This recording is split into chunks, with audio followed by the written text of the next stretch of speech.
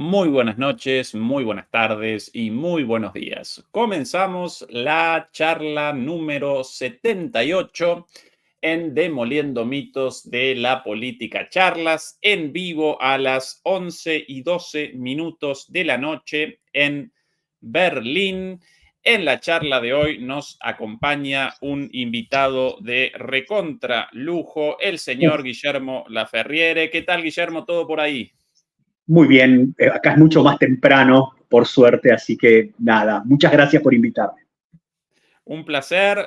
Recuerdo los pergaminos de Guillermo, además de analista geopolítico y militar, coronel retirado del ejército argentino y veterano de Malvinas. Así que hoy va a presentar Guillermo un análisis geopolítico y militar en profundidad, como no puedo yo, como no puede la gran mayoría de los analistas en el ámbito de YouTube, un análisis serio, fundamentado, con conocimiento, con estudios, con formación geopolítica y militar. Así que un recontra lujo. Y comencemos con el tema, Guillermo. 2 años de la guerra en Ucrania. ¿Qué balance realizás hasta acá?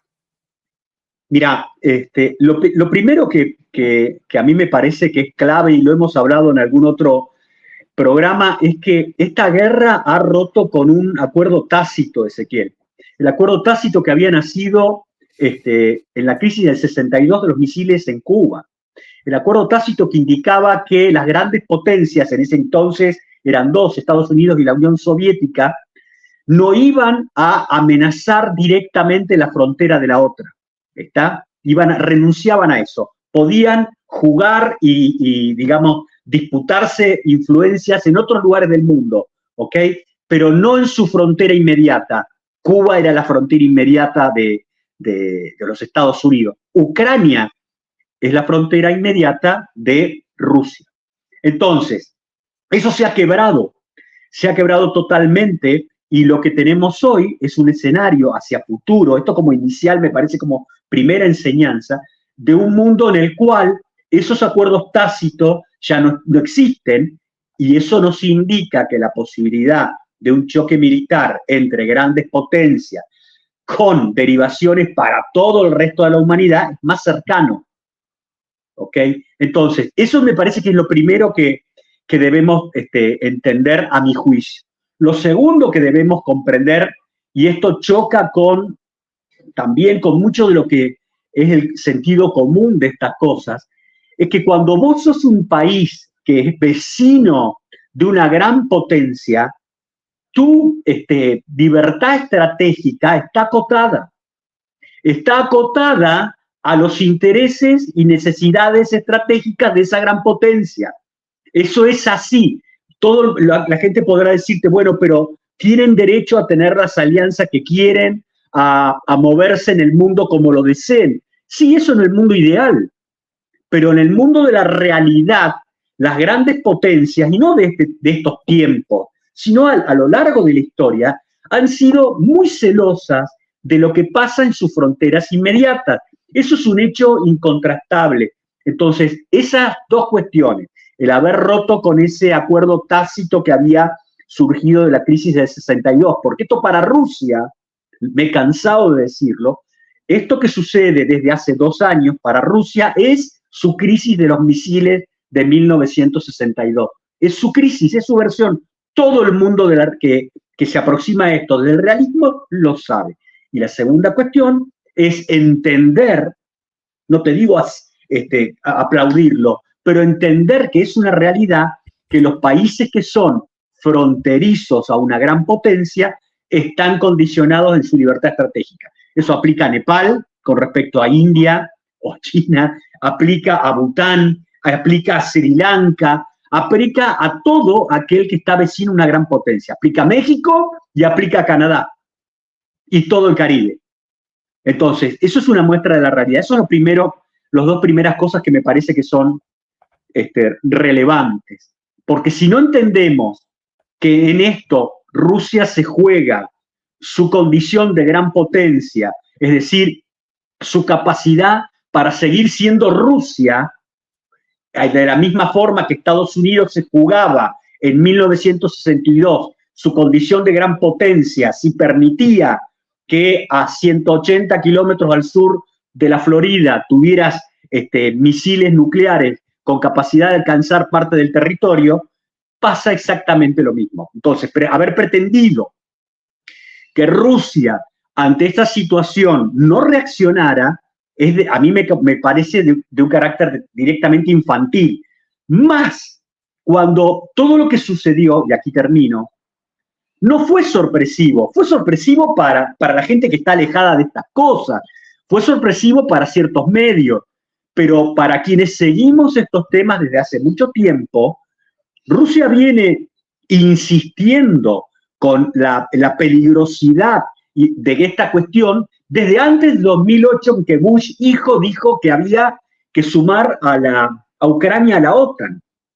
Te recuerdo, Ezequiel, y me extiendo un poco, que en 1994 a George Kennan, que fue uno de los tipos claves en entender la Unión Soviética, George Kennan fue un diplomático de carrera del Departamento de Estado que estaba asignado a la Embajada de Estados Unidos en Moscú durante la época soviética, y si no recuerdo mal, en 1949 produjo el famoso, para los nerds, Telegrama X, que después se trasuntó en un artículo en Foreign Affairs, donde él expresaba cuáles iban a ser las contradicciones fundamentales de esa Unión Soviética que la iban a llevar el día de mañana a un caos y una implosión. ¿Ok?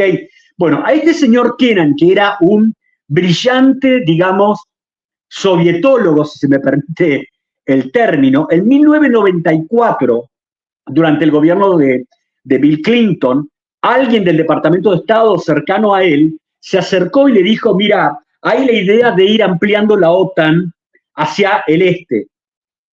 Y el tipo le dijo, no lo hagan, porque eso va a llevar a la guerra. ¿Me comprendes lo que te estoy diciendo? ¿No es cierto? Bueno, si me comprendes bien, es un modismo. Pero me entienden lo que les quiero decir. Es que no es que hay gente que no se dio cuenta. Tipos que son especialistas lo vieron. Kissinger lo vio. John Mearsheimer lo vio un montón de gente. Y si hubiera estado vivo Brzezinski, creo que lo hubiera visto también. Era muy evidente. Lo que pasa es que ha habido mucha soberbia, ha habido una lectura equivocada de lo que es Rusia. Se ha asociado a Rusia, y ahí sí digo, termino, se ha asociado esta Rusia que viene después de la implosión de la Unión Soviética de los 90, a la Unión Soviética previa a esa implosión. No tiene ni la misma concepción, ni la misma política, pero sí tiene los mismos intereses estratégicos y tiene los mismos problemas geopolíticos en gran parte. Entonces ha habido un error y una subestimación que se paga gravemente en Occidente. Bien, clarísima tu visión de conjunto. Ahora comencemos con el análisis de las etapas de todo esto. ¿Por dónde querés comenzar? Antes de que poner la primera placa, te digo dos conceptos militares que me parece que son importantes. Primero, que clasifiquemos a esta guerra dentro del marco de las operaciones militares. Esto no es como ser un entomólogo que agarra un bichito y mide y ve cuántas patas tiene, si tiene alas o no, y le pone un pinche y lo clasifica. No es por clasificar exclusivamente, sino para entender las limitaciones en que esta guerra se da. Esta guerra se da ante una Rusia que enfrenta primeramente a Ucrania, y a la cual a Ucrania poco después se le suma la OTAN. Eso hace que el marco general en que esta guerra se da es uno donde la apelación al uso de armas nucleares, sean inicialmente tácticas u otras, está presente de manera permanente. Pero esto no es algo que uno lo dice así nomás. Lo han dicho los líderes de una y otra parte. Lo que pasa es que muchos no quieren ni escucharlo por el horror que eso significa. Pero ese es el primer marco conceptual que debemos entender. Es decir, la posibilidad, no la probabilidad cierta, pero la posibilidad del recurso del empleo nuclear está sobre la mesa. está sobre la mesa. Esa es la primera cuestión. Dentro de ese marco de la posibilidad del empleo de las armas nucleares está qué tipo de guerra se hace. Se está haciendo una guerra de tipo convencional, es decir, no se usan armas de destrucción masiva, ¿ok? Están enfrentándose fuerzas armadas sin el empleo de armas de destrucción masiva. A eso se le suma esta palabra nueva que se han inventado desde hace 10, 15 años que se llama la hibridez. En los dos campos, sea del lado ruso o del lado ucraniano, hay irregulares operando que más temprano que tarde en el lado ruso han sido asimilados a lo regular de las Fuerzas Armadas rusas, y en el lado ucraniano me parece que hay mucho de, no digo, manadas solitarias de lobos que generan cierta autonomía y que tengo dudas de su cadena de comando tan directa con Kiev, pero eso es una apreciación personal. Y dentro de esa guerra convencional, con la presencia de elementos híbridos, hay dos tipos de guerra que vamos a ver ahora. Hay dos formas de hacer la guerra en una guerra convencional. La guerra de maniobras y la guerra de desgaste. En la primera placa que vamos a ver, que es cuando invade Rusia ese 24 de febrero del 22, exacto, vamos a ver un empleo por parte de los rusos de guerra de maniobra. Y acá empiezan los grandes mitos, Ezequiel, que me parece que nos van a llevar hacia adelante y hacia atrás de esta guerra. Los rusos invaden, hay discusiones con lo que te voy a decir. Una guerra de maniobras es una guerra donde vos no te importa tanto la destrucción física del enemigo como posicionarte en el terreno, sea propio o del enemigo, todo depende de quién ha tenido la iniciativa al principio, de forma que te dé ventajas para poder utilizar tu fuerza, ¿entendés? Es decir, colocarme en la retaguardia, en los flancos, cortarles caminos de aproximación. Hay una serie de operaciones que se hacen para utilizar el terreno donde tengo que pelear de forma ventajosa. El terreno es una condición clave en una guerra de este tipo como la que estamos viendo. Ok.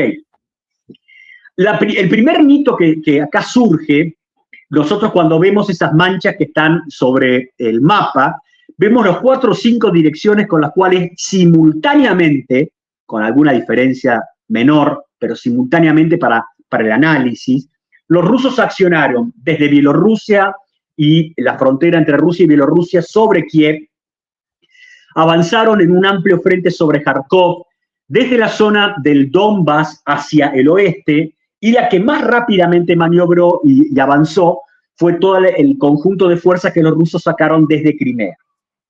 Y acá empiezan los mitos y leyendas, Ezequiel. El mito es que y vos lo has dicho en tu programa muchas veces, el mito es que los rusos iban por toda Ucrania. Si me permiten el término, es una reverenda estupidez eso. Porque hay una discusión con respecto al número que te voy a dar, pero hay quienes dicen que entre 150 y poco más de 200.000 hombres Rusia metió en esta invasión del 24 de febrero. De estos 150, poco más de 200.000, alrededor de 90, 100.000 hombres eran hombres de combate directamente y los otros de toda la parfernalia de sostén logístico. En esos días de febrero en que los rusos invadieron Ucrania, entre el primer y segundo día borraron de la faz del mar a la pequeña flota ucraniana. Out. La Fuerza Aérea de Ucrania pasó de ser una fuerza aérea que podía operar a una fuerza limitadísima en términos operativos. ¿Ok? Insisto, el número ese que te estoy diciendo es imposible de ser, que te pueda dar la posibilidad de conquistar todo el territorio de Ucrania. Ucrania es del tamaño de Francia o España. Una locura pensar que ellos tenían capacidad para eso. A la semana de que los rusos habían ingresado al territorio ucraniano, miembros del gobierno de Ucrania estaban en Bielorrusia viendo a ver si se concertaba un alto el fuego. Y eso se fue repitiendo durante varias semanas. Eso nos lleva hasta algún punto entre abril y mayo, en la cual Ucrania firmaba en Estambul, Turquía, una paz con los rusos. Eso no lo digo yo, lo dice el ex primer ministro de Israel, Tony Bennett. Está claro, eso es público, no es una información que hay que buscar en la Deep Web, nada que ver, eso es público. Ok, estaban por firmar, en esa firma del acuerdo, Ezequiel, Ucrania reconocía, se estima, la Crimea como parte de Rusia, todos los territorios del Donbass donde estaban los rusos operando y que todavía no habían conquistado, pasaban a tener autonomía, pero seguían perteneciendo a Ucrania. Como muestra de buena fe, los rusos se replegaron de los frentes de Kiev. Se empezaron a refregar y a disminuir fuerzas de la zona de Kharkov. Y de golpe y porrazo recibe la delegación de Zelensky la orden de bajarse del acuerdo, porque había llamado el entonces primer ministro de Inglaterra, de Reino Unido, Boris Johnson, de que no, nosotros te vamos a apoyar, vamos a derrotar a los rusos, y se acabó. ¿Qué pasó ahí? Ahí se produjo dos cosas, a mi juicio, importantes. Primero, lo primero que me parece que es importante tener, es que si con los acuerdos de Minsk I y Minsk II los rusos no tenían con quién confiar en Europa, ahora tenían menos. Ahora tenían menos. El segundo aspecto, que tiene que ver específicamente con lo militar, es que esto descolocó operacionalmente el plan ruso, porque si vos habías diseñado un plan de guerra de maniobras que obligara a tu enemigo a negociar relativamente rápido, en cuestión de semanas, vos tenías un plan para mover y generar problemas en distintos lugares, pero no tenías un plan para otra cosa. Y si encima, con una cuestión de buena fe, que para mí me parece que fue un error de parte de ellos, en aquello de primero tocar las heridas y ver si realmente eras vos o quién, ¿no es cierto?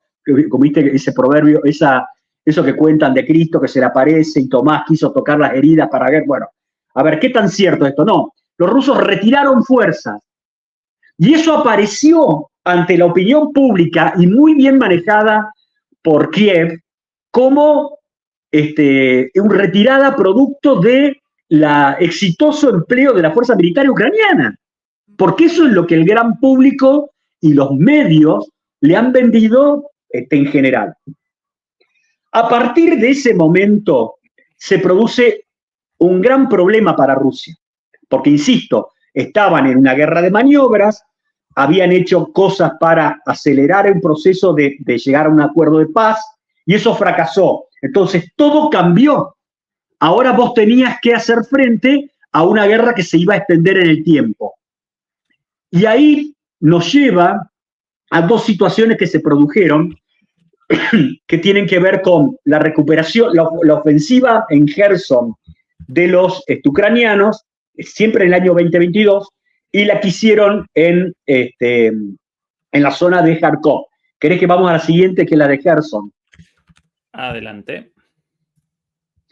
Ok, dijimos en algún momento al inicio de la charla que las fuerzas rusas que salieron desde Crimea fueron los que más progresaron rápidamente, qué sé yo, por ahí los comandantes fueron más audaces, por ahí tuvieron mayor suerte, menos despliegue, eso me escapa el análisis, no lo sé.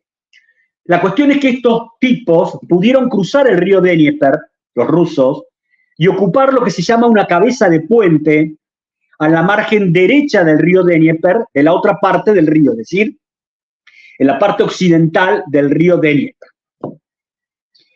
Para sostener esa cabeza de puente, los rusos tenían que cruzar el río Dnieper, mantener un sistema vaivén de balsas y otro tipo de medios para sostener esas fuerzas que proyectaban inclusive, la posibilidad de avanzar sobre Odessa, porque estaban apuntando en esa dirección.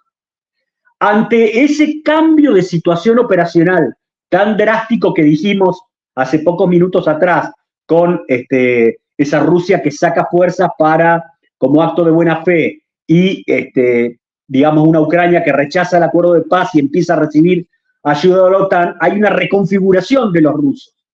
Aquí es donde aparece Surovikin, que es este comandante que terminan designando en Rusia, o hacen una reorganización de todo el frente, colocan un solo tipo responsable de todas las fuerzas de mar, tierra, aire, espaciales que están operando en territorio ucraniano, y se decide replegar esas fuerzas que estaban al oeste del río Dnieper.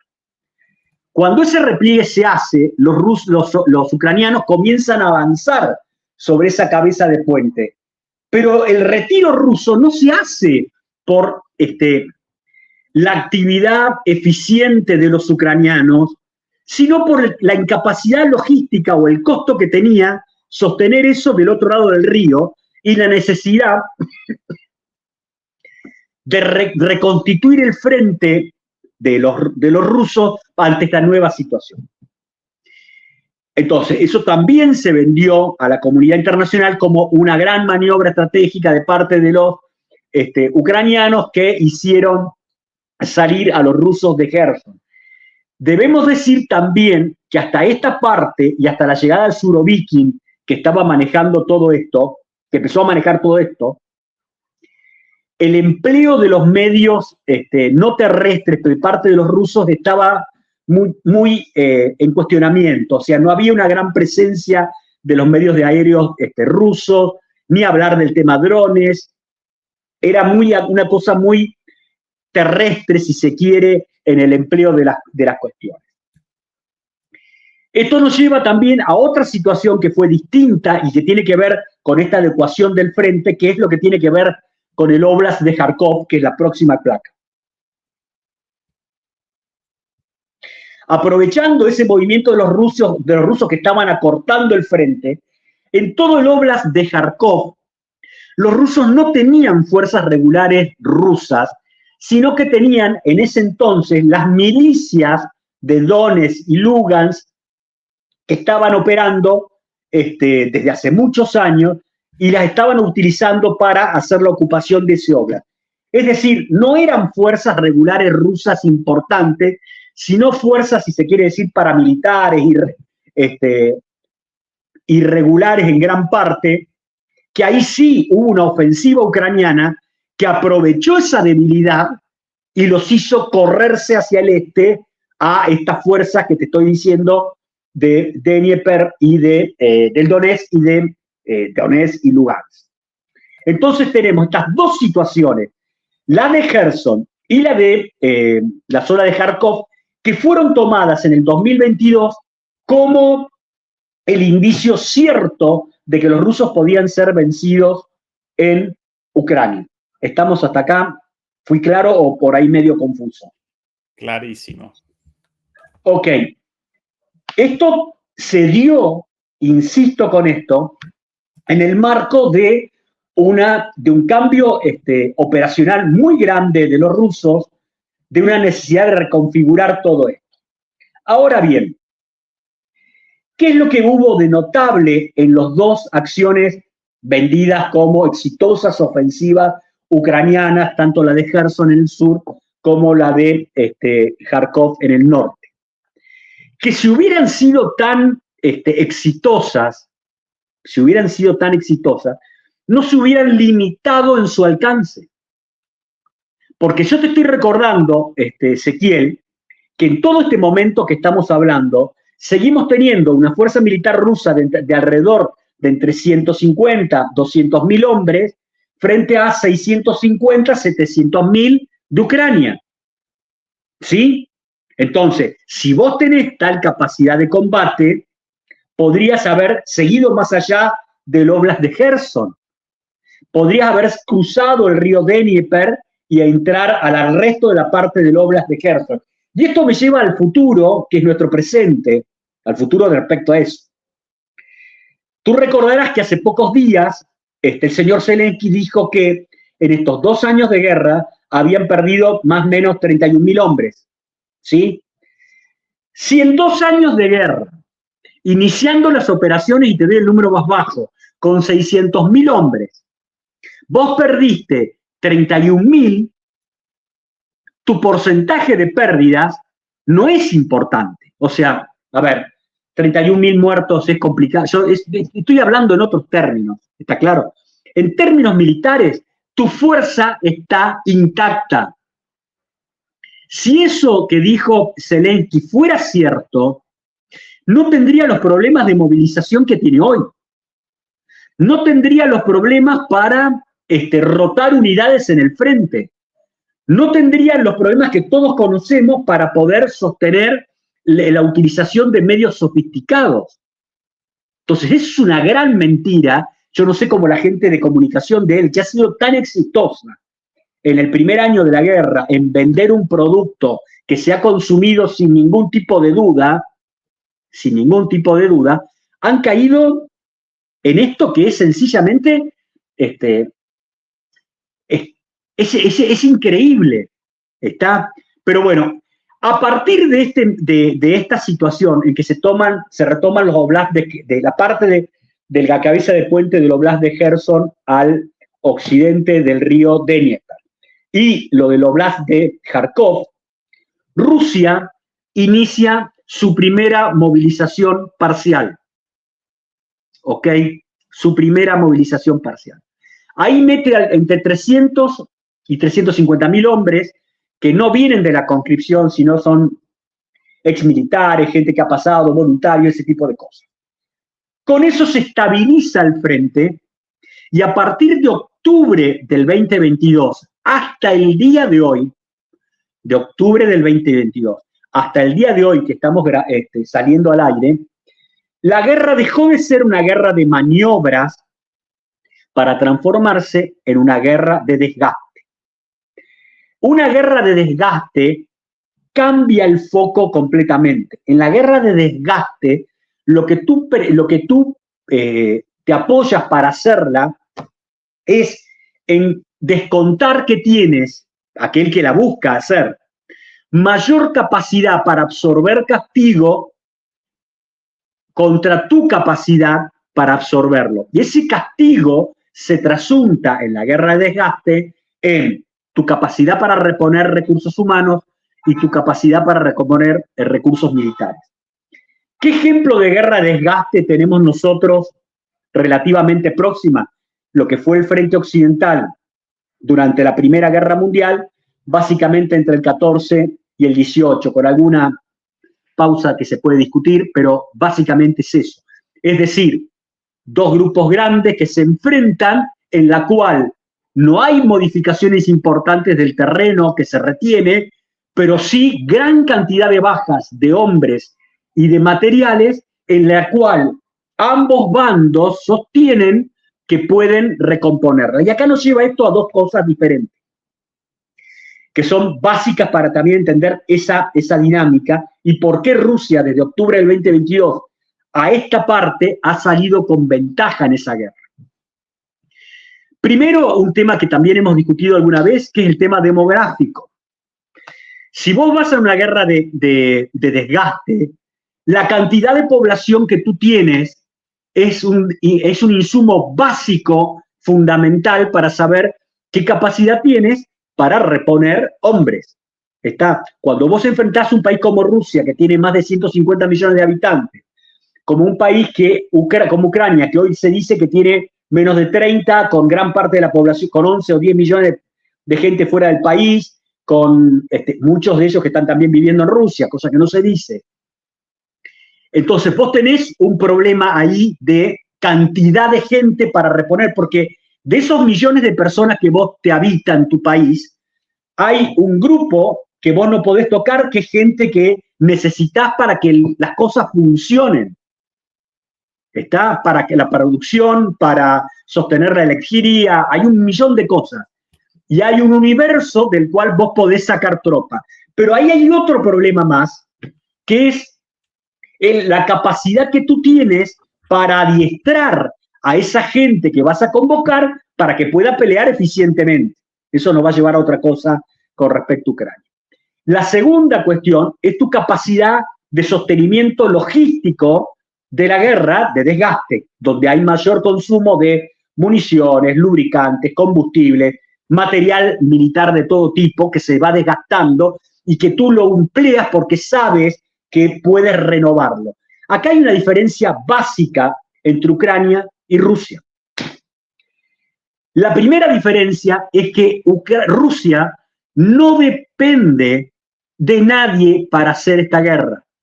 Más allá de los drones que le pudo haber provisto Irán en su momento, hasta que Rusia reconvirtió su industria para esto, y la que le proveyeron otros países.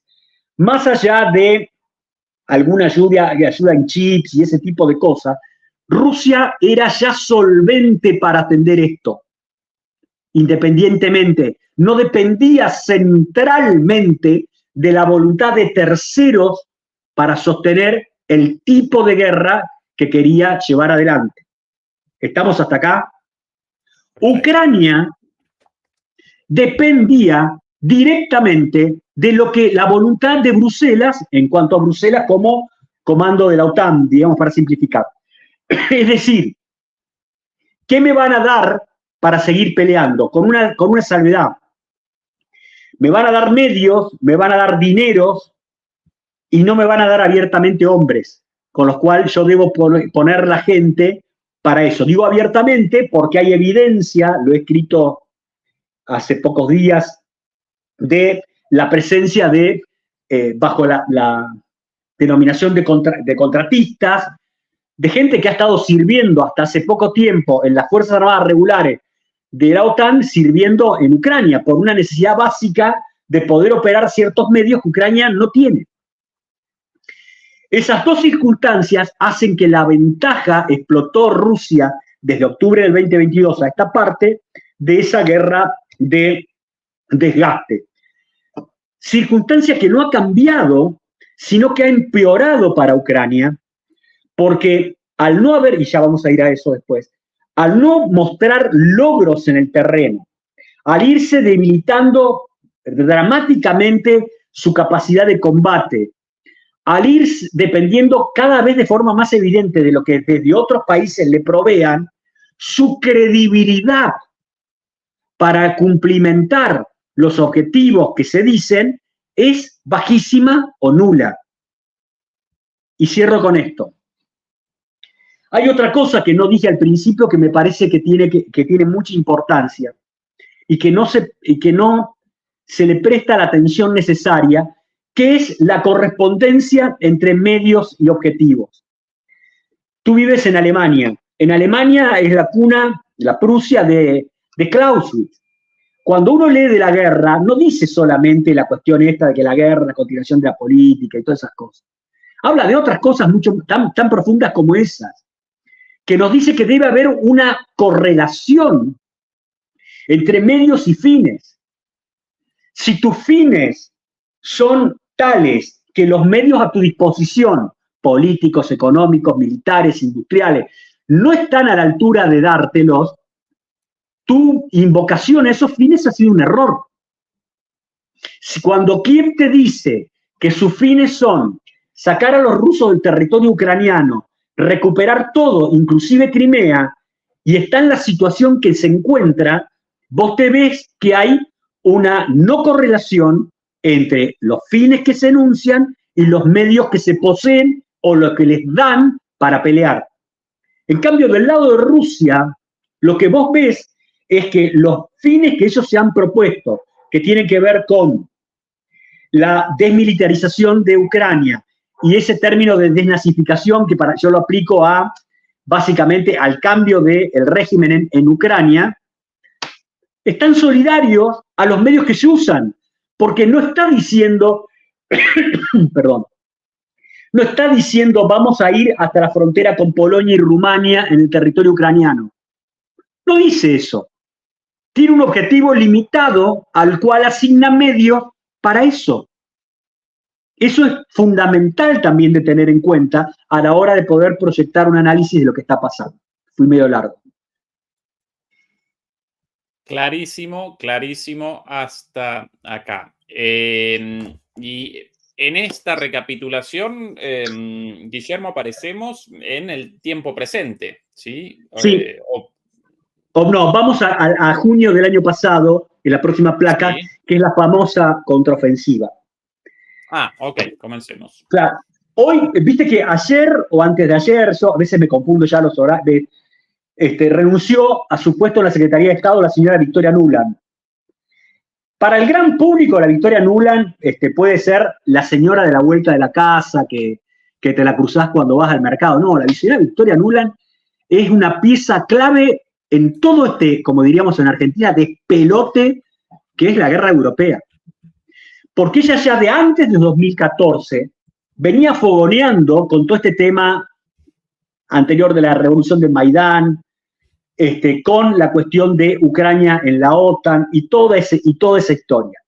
Además, esta señora, durante todo el 2000, entre fines del 22, a raíz de esos éxitos de Gerson y de Kharkov, se empezó a construir un relato en el cual decían que Ucrania debía lanzar una poderosa contraofensiva para terminar con esta guerra. Y ahí tuviste a políticos como Victoria Nuland, el propio Biden, políticos de toda Europa occidental, no recuerdo a Macron haber dicho eso, pero de todo el resto, generales de Estados Unidos de prestigio, como Petraeus o Hodge, que fue comandante de las fuerzas ahí en Alemania, de la OTAN, diciendo que, cosas así, que una contraofensiva ucraniana iba a cortar el frente ruso en dos, que iban a alcanzar la costa oeste del mar de Azov, es decir, Mariupol, ¿no es cierto?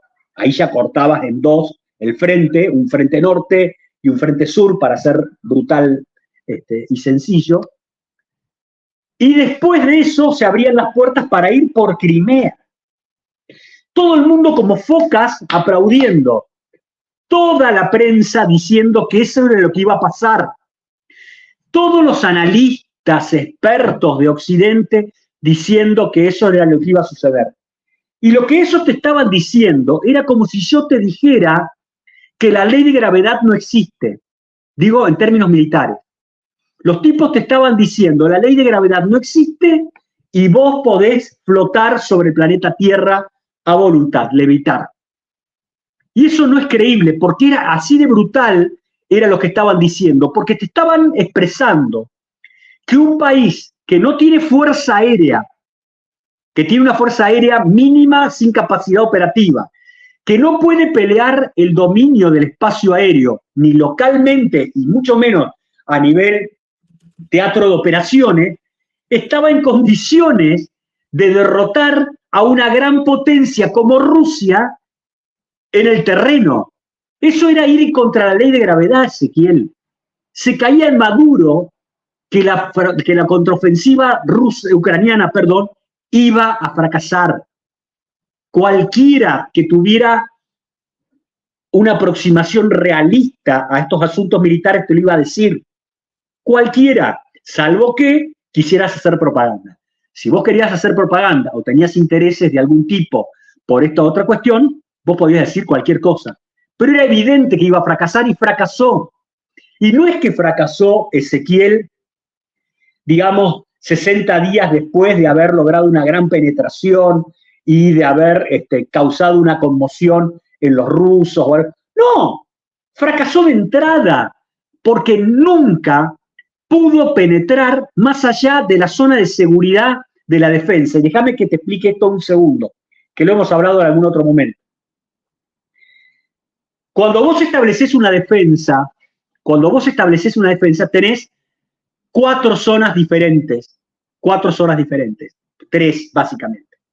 Una zona adelantada de seguridad con fuerzas muy pequeñas que tienen la misión de detectar que vos estás avanzando sobre mí, tratar de desgastarte un poco, canalizarte a otros sectores, tratar de engañarte de cómo es la conformación real de la primera línea, ¿ok? Esa es la primera zona, lo que denominaríamos como una zona de seguridad. Tiene otros nombres, ¿viste? Los militares son complicados y le ponen, lo dividen en distintas partes, pero es una zona de seguridad.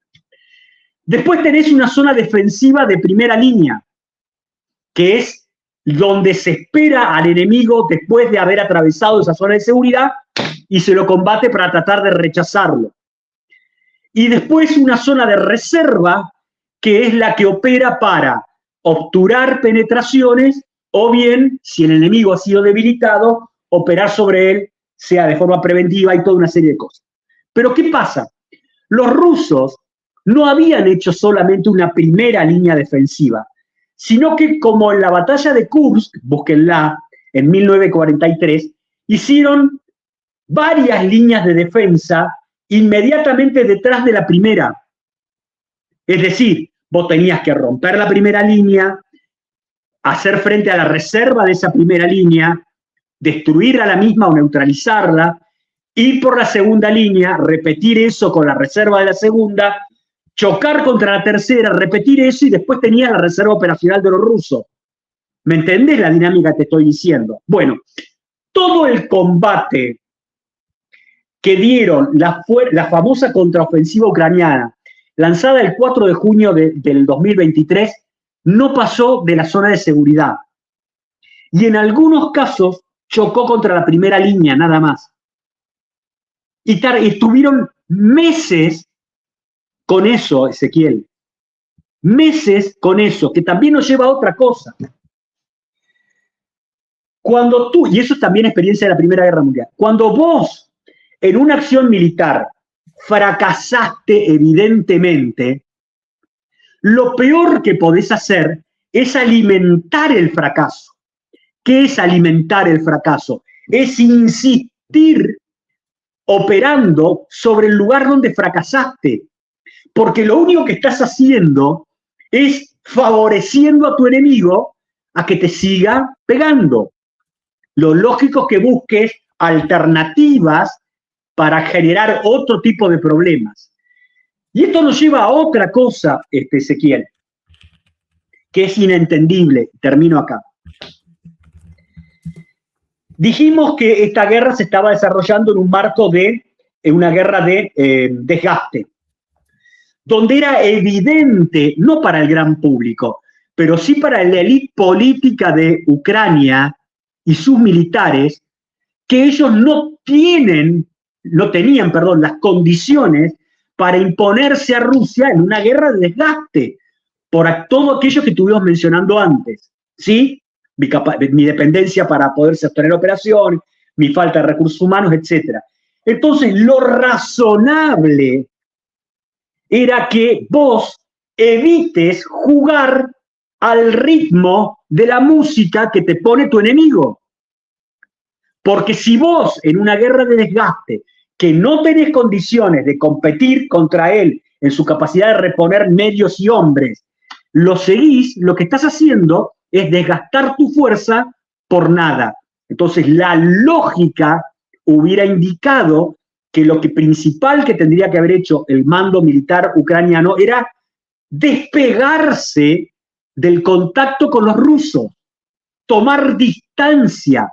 ¿Cuánto de distancia?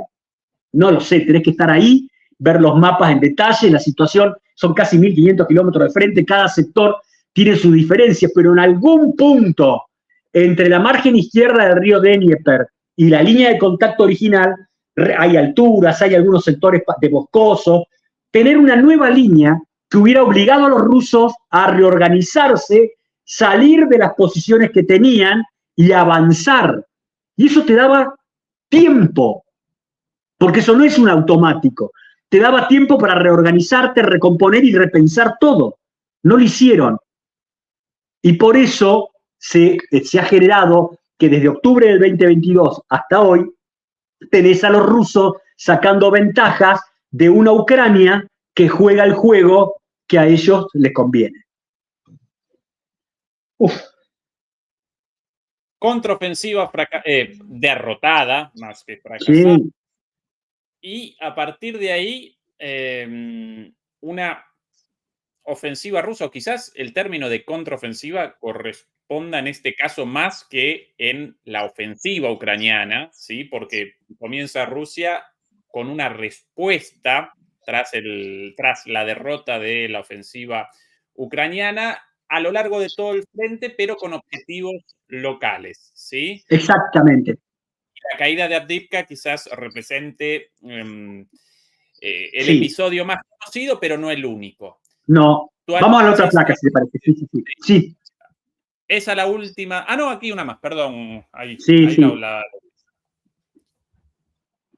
A ver.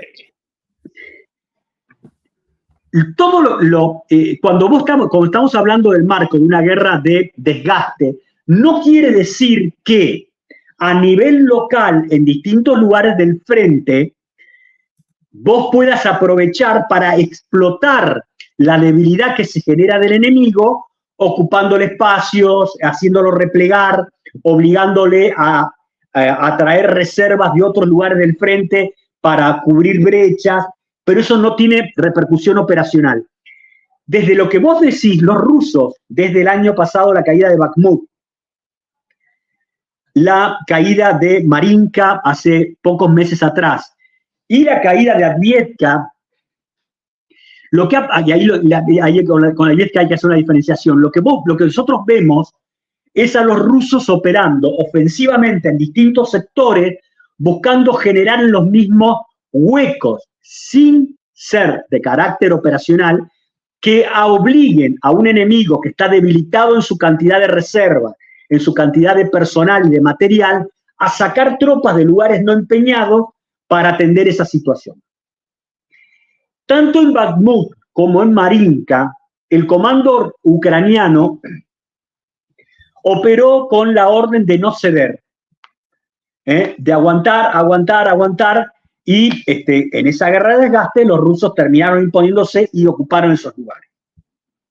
En Avdiivka, y después voy a poner un punto más en Avdiivka, el nuevo comandante que designaron en Ucrania, reemplazando al anterior, que es todo un tema ese, el tipo, luego de varias semanas de desastre, tomó la decisión de replegarse. Eso fue un cambio importante en la situación previa. Y acá me lleva a una consideración que algunos pseudoanalistas en Argentina han dicho, pero al final los rusos tomaron Avdiivka, que no tiene ningún tipo de importancia operacional, no sirve para nada. A ver,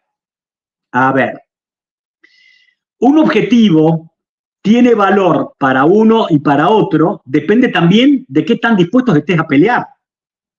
Si no hubieran tenido ningún tipo de necesidad la defensa de Avdiivka, los ucranianos no hubieran estado semanas desplegando todo lo que tenían en ese lugar. ¿Me comprendés lo que te digo? O sea, yo no tengo la culpa que los tipos hayan decidido. Cuando Hitler ataca a Stalingrado, hacerse de Stalingrado no tenía razón de ser, no le daba nada a ellos. ¿Me comprendés? Pero dada esa circunstancia que tenías al sexto ejército alemán metido ahí, se le generó a los soviéticos una situación política y estratégica de derrotar a ese ejército ahí. Es decir, no es solamente que sea importante o no para uno u otro, sino qué tan dispuestos están uno de los sectores a pelear por eso. Pero además, algo que no se dice, y no se dice porque por la propaganda, es que Avdiivka era un lugar desde el cual, desde antes del 2014, se bombardeaba habitualmente a las poblaciones de origen ruso en la zona del Donbass. Con lo cual, la toma de Avdiivka, cuando decimos Avdiivka, decimos la localidad y el sector, ¿no es cierto?, le da protección a esa población que está en el Donbass, que recibía fuegos sobre blancos civiles. ¿Me comprendés? Entonces había una necesidad ahí. Para terminar con esta parte, yo soy un convencido, Ezequiel, que los rusos en este invierno que ustedes están terminando podrían haber corrido, si hubieran tenido intención, corrido el frente hacia el oeste bastante. Ya estaban presentes acá la segunda movilización parcial que hicieron los rusos. Los números van desde 450 a 530.000 hombres que han reforzado todo esto, más medios, materiales, todo ese tipo de cosas. cinco o seis brigadas de artillería muy pesada que también están desde hace varias semanas metidas, no lo han hecho. Y a mí me parece que acá lo que pesa es una consideración de orden político, que la hemos hablado quizás cuando me visitaste en casa hace varios meses atrás. A ver, soy claro en esto. La política está por sobre lo militar. Lo militar es una de las herramientas de la política que se sirve tanto en la paz como en la guerra. ¿Está? Y a mí me parece que desde el lado de los rusos no han metido la presión suficiente en este invierno, no la han querido meter, porque, válganme el término, están cómodos con cómo la cosa va. Su número de bajas no es elevado, su número de pérdidas de material son sostenibles, y los que están mal y con camino a estar peor son los ucranianos. Entonces, ¿por qué no buscar una decisión en el verano que van a tener ustedes en el 2024, entre junio en adelante, que coincide con el periodo previo, digamos, a las elecciones en Estados Unidos? Esto, a mi juicio, Ezequiel, tiene un riesgo. Tiene un riesgo. Lo lógico de pensar, y por la deriva en que está teniendo todo lo que tiene que ver con la ayuda militar a Ucrania, es que Ucrania en los próximos meses va a estar igual o peor que ahora, en términos militares, que va a estar igual o peor que ahora. Pero nos podemos equivocar, Ezequiel. Nos podemos equivocar y de golpes a primera aparecen más contratistas, aparecen otros medios y tenés una Ucrania que puede enfrentar el verano de una manera más fuerte. Eso es posible, pero poco probable.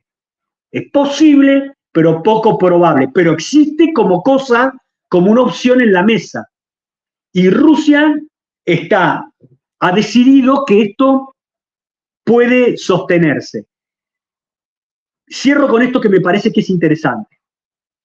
Si nosotros tenemos en cuenta que lo más probable es que Trump gane en Estados Unidos en noviembre, el escenario para esta guerra es un escenario en que muy probablemente la misma termine en algún momento entre enero entre el comienzo del año 2025, de una manera formal, con un acuerdo que imponga Trump a Ucrania. Dicho esto, a Rusia le conviene militarmente que en este verano que se les viene a ustedes lograr una ventaja mayor aún que las que ha logrado con esta caída de Avdiivka, Bakhmut, Marinka, algo más todavía importante, que al momento de sentarse la coloque mejor, porque de no hacerlo o de demorar eso, va a llegar, si gana Trump, a esa situación como está hoy. Eso me parece a mí que es lo que debiera esperarse de Rusia en esto, a mi juicio. Bien, interesantísimo tu análisis, de acuerdo por completo con tu perspectiva. Ahora, Guillermo, ¿cuán posible aparece la concatenación de este conflicto con un conflicto en Moldavia, en la región de Transnistria, por lo sucedido en las últimas semanas, con el llamado de los habitantes de Transnistria a la defensa de Rusia, algunas declaraciones también en Gagauzia, otra zona rebelde dentro de Moldavia, y ahora la decisión comunicada el día de hoy de Macron de la apertura de ¿cómo lo llamó? De una misión de defensa permanente francesa en Chisinau, ¿sí? En Moldavia, y vos con algo publicado en los últimos días respecto a Macron. Porque hasta acá tu análisis perfecto respecto al conflicto militar en Ucrania, pero de fondo siempre la lucha por las esferas de influencia entre las dos grandes bloques, ¿no? Sí, mira, yo hasta hace 2 meses pensaba que todo lo que tenía que ver con relación a Odessa era una carta que el Kremlin se iba a jugar al momento de negociar. Yo pensaba que Rusia por ahí estaba dispuesta a dejar que Odessa quedara en manos de Ucrania con tal de lograr otro tipo de cosas. Ahora ya no lo creo. No lo creo. Esto que hablas de Transnistria, hay que agregarle alguna cosa que vos sabés bien, que es que hay un arsenal de munición que es uno de los más importantes de toda Europa, que ahí hay alrededor de 1.800, un número muy menor, alrededor de 2 batallones de tropas rusas estacionadas de hace años, que esa población de Transnistria es prorrusa y que si cuando hablamos de Transnistria nos lleva inmediatamente a hablar de lo que acabamos de decir, que es Odessa. Porque si vos te anexás Transnistria, quiere decir que está al noroeste, perdón, de Odessa, quiere decir que Odessa va a estar en tu punto de mira. Entonces, me parece que por ese lado va la cosa. No sé cuándo eso los rusos lo van a querer materializar. ¿Está claro? Porque una cosa es que tú, como hicieron los rusos con los oblats que pidieron la anexación al territorio ruso y estaban ya pegados a las tropas rusas y a la frontera con Rusia, y otra es cuando esto sucede del otro lado del río Dnieper. Entonces, eso me hace a mí inferir que podría estar ligado con alguna operación militar en el verano, pero no algo que los rusos... A ver, ¿de qué sirve que vos digas, sí, te asimilo a la federación, pero estás lejos de mí? ¿Me entendés? No tiene sustrato, no lo veo, pero no sé qué es lo que puedo llegar a hacer. Y con respecto a Macron, yo pienso una cosa distinta. Yo pienso que Macron está viendo lo que el resto de los líderes occidentales ven y no quieren decir. ¿Qué es lo que ven y no quieren decir? Ven que esto no tiene la solución que ellos decían o que le vendieron al gran público. Vamos a derrotar a Rusia, vamos a meter a Putin en la Corte Penal Internacional, Corte Penal que no acepta tampoco Estados Unidos. ¿Ok? Vamos a llevarlo a la Corte, vamos a desmilitarizar Rusia. Algunos en Ucrania te dicen vamos a hacernos del control de las armas nucleares de Rusia. La locura es total. Total, Ezequiel, es total. Bueno, todo eso no se va a cumplir. Entonces, lo que el amigo Emanuel me parece que se ve venir es una oportunidad para Francia. ¿Cuál es esa oportunidad? Que si esto sale mal, como parece que pinta que va a salir mal, es decir, con una paz que te deja a los rusos controlando la zona más rica de Ucrania, con una Ucrania que incluso tiene el riesgo de convertirse en un estado mediterráneo, si le controlas Odessa, el descrédito para la OTAN como una fuerza que garantiza la seguridad europea va a ser total. Va a ser total. Entonces ahí hay una oportunidad muy germinal, muy pequeña, pero una ventana para ese proyecto que ha tenido en su momento Francia, que algún momento lo acompañó Alemania, también de generar una fuerza europea independiente de la OTAN, que sea creíble, lo que no es creíble la OTAN hoy, y que no sea solamente una herramienta de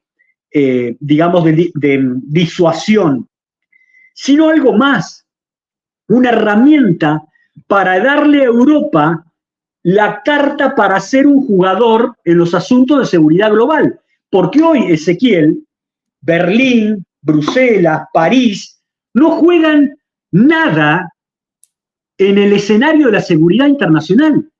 Son tan irrelevantes como la Organización de Naciones Unidas.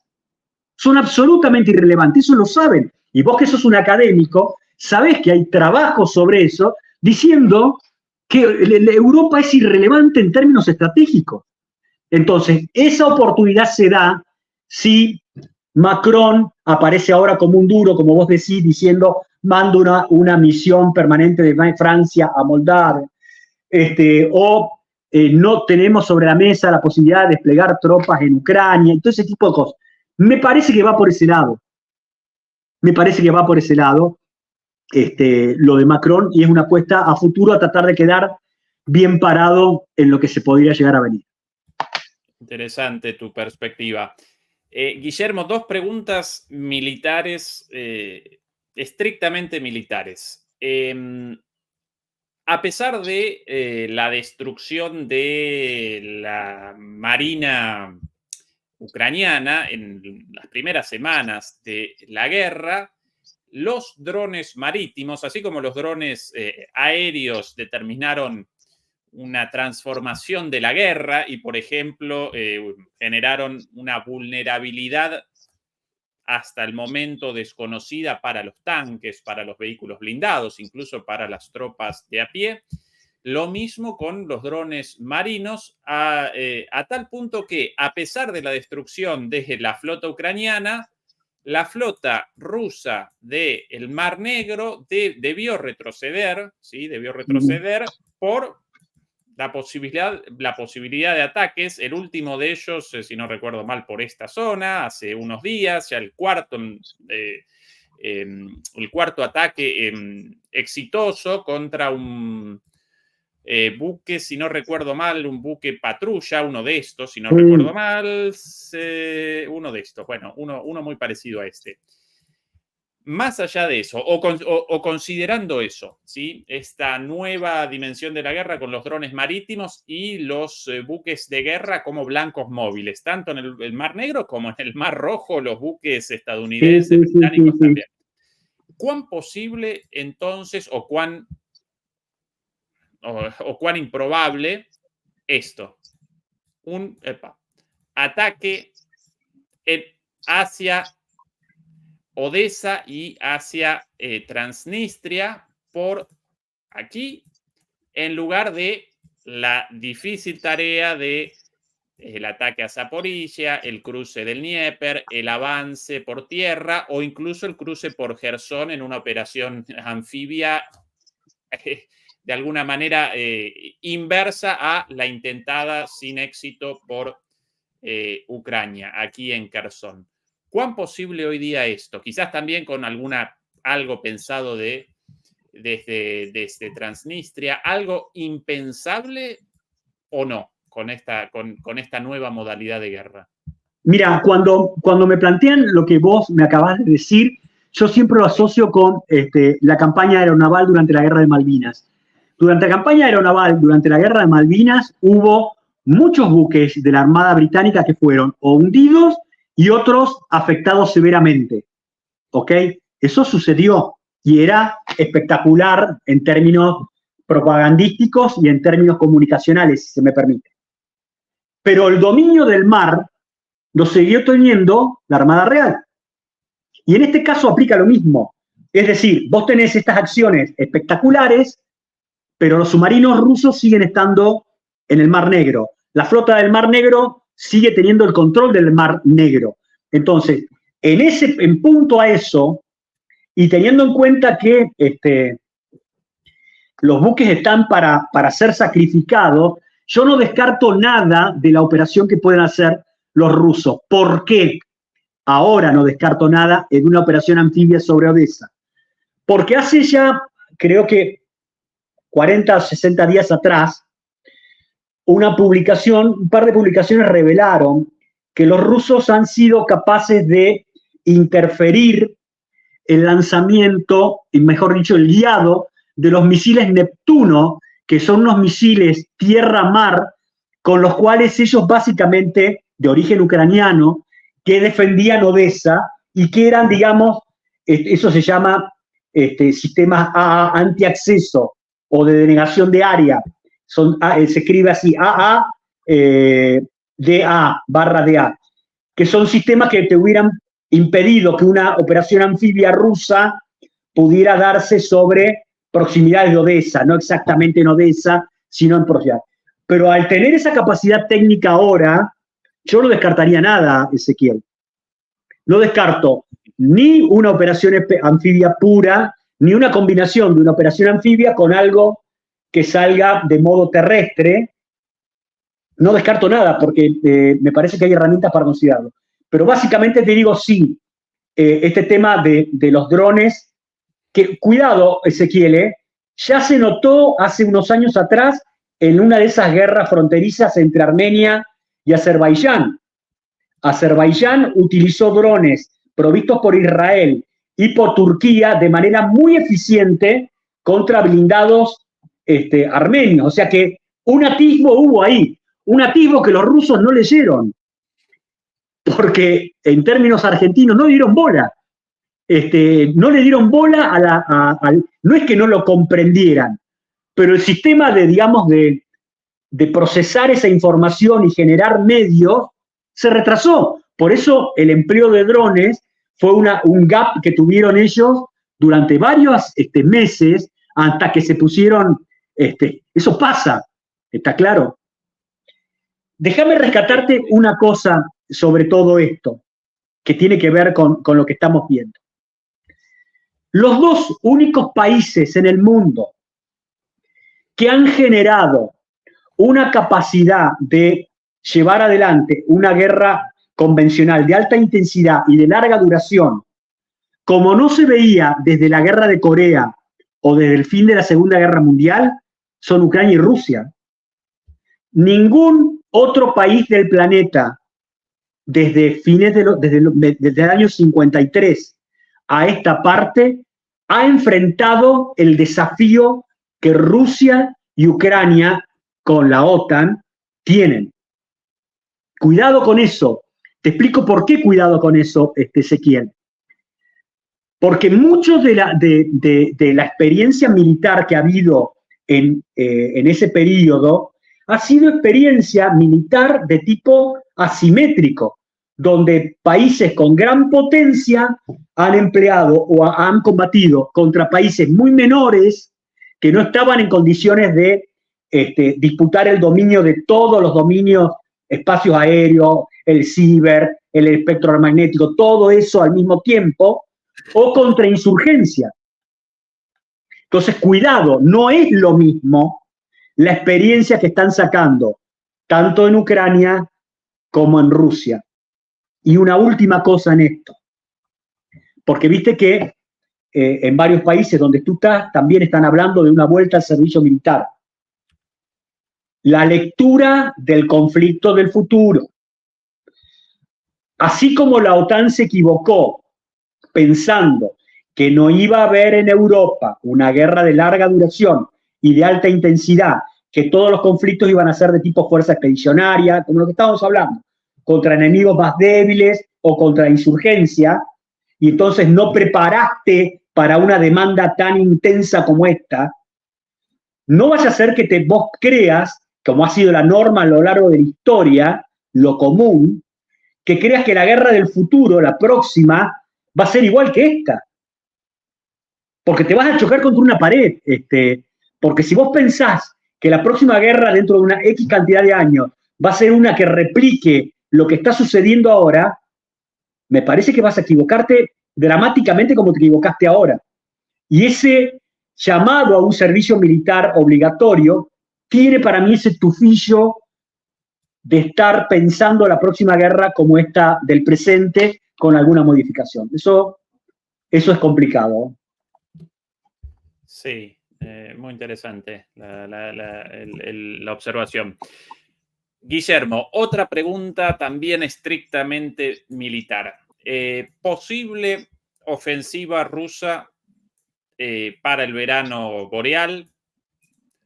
Escenarios posibles, y acá te quiero con la bola de cristal. Nada, esto dicho en broma porque nadie puede determinar esto. Quizás incluso los rusos deliberen al respecto en este momento, pero por ahora, trascendidos o, bueno, versiones de analistas, posibilidades. Por Sumi, escuchadas cosas, por Kharkov, escuchadas cosas, explotando la penetración por Avdiivka. Avdiivka ahora ya cambiada por Zaporilla hablan también. Sí, Zaporizhia. ¿Cuál tu visión? Mira, mi visión, lo único que yo puedo atarme es a cómo han procedido en su momento ante situaciones similares de un enemigo debilitado y en un frente muy amplio en el pasado. Y entonces lo que me lleva a mí es recordar la ofensiva Bagration que hicieron los rusos sobre 1944 y que los impulsa desde a llegar a Polonia, todos los países bálticos y todo eso. ¿Qué es la característica que hubo ahí? Que lo que hicieron fue operar sobre todo el frente en distintos lugares para generar muchas amenazas, pero siempre de una manera lineal, que vos tuvieras que el enemigo tener que hacer frente a muchas cosas de manera simultánea. Yo creo que de darse eso puede suceder de esa manera, aunque no descartaría cosas que no estamos previendo, como podría ser una maniobra directamente sobre la profundidad de ucraniana viniendo desde la frontera al norte de Kiev. Eso no puede descartarse. Pero lo que, insisto, es difícil decir cuál es el lugar que van a elegir, o los lugares, pero yo tiendo a pensar que va a tener varios lugares, no menos de dos, y de ahí para arriba, y la posibilidad de una sorpresa en otro lugar. Hay quienes dicen que se limitarían a profundizar más, esa es la imagen de Bagration, curiosamente de la página de la Bundeswehr, de casualidad, pero sí. referido por vos, muchísimos puntos de ataque, ¿sí? Claro, muchos puntos de ataque y de forma masiva, sincronizada, una gran conmoción, que vos no sepas a qué le vas a dar atención, pero hay quienes dicen que aprovecharían los lugares donde hoy han generado debilidades para sobre esos explotarlos y, como si fuera la ofensiva del Kaiser de 1918, sobre esos huecos profundizar la penetración. No lo sé, pero son las dos cosas que se están hablando. No, pero ya súper interesantes ambos escenarios, Guillermo, súper interesantes. Pero lo clave, Ezequiel, perdón. En esto, mamita. Sí, Guillermo, adelante. No, lo clave, Ezequiel, es si Rusia va a aprovechar eso. A ver, si Rusia olfatea que Trump va a ganar, yo no tengo dudas de que vamos a esperar una ofensiva en el verano. Si las cosas cambian tan dramáticamente de que hay posibilidades de que Biden reelija, que es una posibilidad, no podemos descartarla, ahí sí te creo que si ellos tienen la certeza de que los demócratas vuelven a ganar, ahí te creo que estiran la cosa. Sí, pero eso es poco probable. Sí, es poco probable. Sí. Es poco probable. ¿Qué nivel, demoledores y demoledoras, de análisis militar y geopolítico el de Guillermo? Un verdadero lujazo. Ya redondeamos 1 hora y cuarto, así que de a poquito vamos a comenzar con el cierre de esto. Como siempre, recuerden ayudarnos con el pulgar arriba, con el like para la difusión del video, con el compartir, con las suscripciones y acompañarnos también en nuestro canal hermano de MP Geopolítica todos los días a las 9 de Europa con analistas críticos de la geopolítica y de la geoeconomía presentando sus miradas con total libertad de opinión. Guillermo, como siempre, el cierre de nuestras transmisiones en las manos, o mejor dicho, en los labios de nuestros invitados. Así que lo que quieras, adelante, todo tuyo. Nada, yo cerraría esto a mí me parece que lo principal es de qué forma nosotros nos aproximamos a una guerra. Si nosotros a una guerra nos vamos a aproximar al criterio de buenos y malos, vamos a estar equivocándonos. Si nosotros a una guerra, que es un acto de extremo y que aplica directamente a los temas geopolíticos, y nos vamos a aproximarnos a los mismos, de un punto de vista moral, nos estamos equivocando, porque en estas cosas la moralidad no es patrimonio de uno. Todos están especulando con sus intereses. Y el último tema que me parece que es importante es hacerlo desde la realidad de las cosas, no de imaginar lo que sería bueno que sucediera y eso vendérselo a la gente como es lo que está realmente sucediendo. Eso es un engaño.